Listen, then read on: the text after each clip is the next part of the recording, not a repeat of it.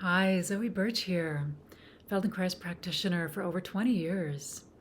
I'm going to do one of my favorite sequences today for helping you lengthen your low back. People get such chronic contraction in the low back, and I know I had that myself in the past. This is one of the best little sequences I've found to unravel that contraction at the level of your brain to give your nervous system the option of filtering for neutral. Because often we get contracted when we round a little bit, and then our back is just working hard to stop us from falling over, so it contracts to hold us in this position. Otherwise, we'd fall over. The other reason we get a lot of contraction in our back is we sit up really straight and we think that extra straight is extra good. So we extra contract, and often we sit up too straight. In fact, I see many people who do that, and they think they're not really sitting up unless they feel the muscles contracting. And actually, there's a point at which we're really resting on the bones that doesn't involve any contraction at all. So we'll look for that point today. What you'll need is a hard chair, or a mostly hard chair. What won't work is the couch or a bed. If you have a dining room chair or an office chair, that'll probably work just fine. There's a reference in this movement, so to begin, what you'll do is stand up, put your hands on your thighs, and just slide your hands down your thighs to see how far you go toward the floor without strain, stretch, pinch, or pull. And I really mean that. So you're going to stand up. I'll demonstrate just a little bit. If I'm standing with my hands on my thighs, I want to see, oh, how far down do I go before I feel any sense of pulling? I'm going to go out of the frame here a little bit. I'm going down, but even if I can go to the floor, right, I'm going down, down, down. If you're someone for whom that's true, even then this little movement will help you. Many people will move just an inch or two, and that's fine. You're just noticing what's true for you at this moment as a reference, and then we'll explore some movements to improve. And everyone can improve no matter how far you go down. So what you'll do is you'll stand, and you put your hands on your chair, and I'll show you what that looks like. I'm going to use my little stool here and put my hands just leaning on the stool, and your face will be forwards. I'm facing toward the camera for the sake of the video. So with your hands on the stool, what you'll do is you'll bend your knees a little bit and begin to push your belly forwards and just lift your head and look up, right? We've all probably done this kind of move, this archy move. And then straighten the knees and round your back like a turtle and look down. And repeat that movement a number of times. Lift your chest, bend your knees, arch your back, and go back and forth like that. Many times, lifting the head as you bend the knees, drop the head, make sure you drop the head as you round the back. I think of it like a little turtle as you round and go back and forth like this. Many times. I'll keep doing it with you here for a little bit.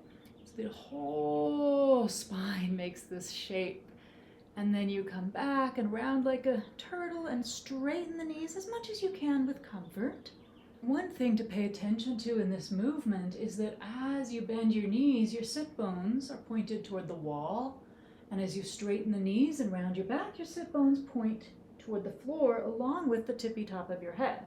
So it's like the sit bones and the top of your head are toward the floor. And then you lift the head, and the sit bones also lift. When you've done that a number of times, you just pause, stand up a moment, wiggle, reset yourself.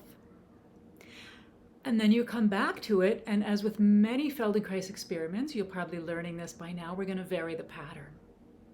So I'll show you what that looks like. It's going to look like this. Hands on the chair. Now as you bend the knees, instead of arching the back, you round the back as you bend the knees. So make sure you're doing what you think you're doing. And then you straighten the knees and drop the belly and lift the chest with your knees more straight. And then bend the knees and round the back and look down.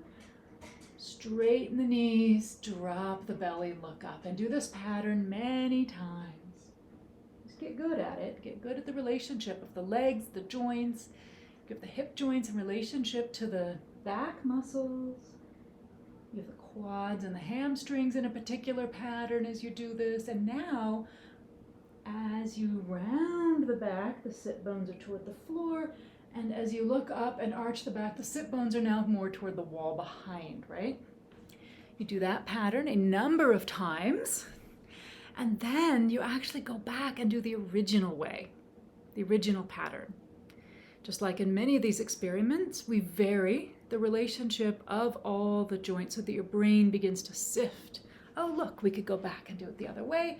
Let's bend the knees and arch the back, straighten the leg. Now this is really easy, huh? It's like, oh, look, I'm like a turtle rounding the whole back. And of course, at home, you'll be rounding and dropping the head, not looking up like I am. And again, this way and this way. And oh, could you maybe change midway? Because that would be fun. Let's just bend the knees and decide to do it differently because now you have more facility with this spine. Let's try it the other way again. Oh, I'm going to straighten my knees and arch the back, bend the knees and round the back. Oh no, I think I'll do it the other way again.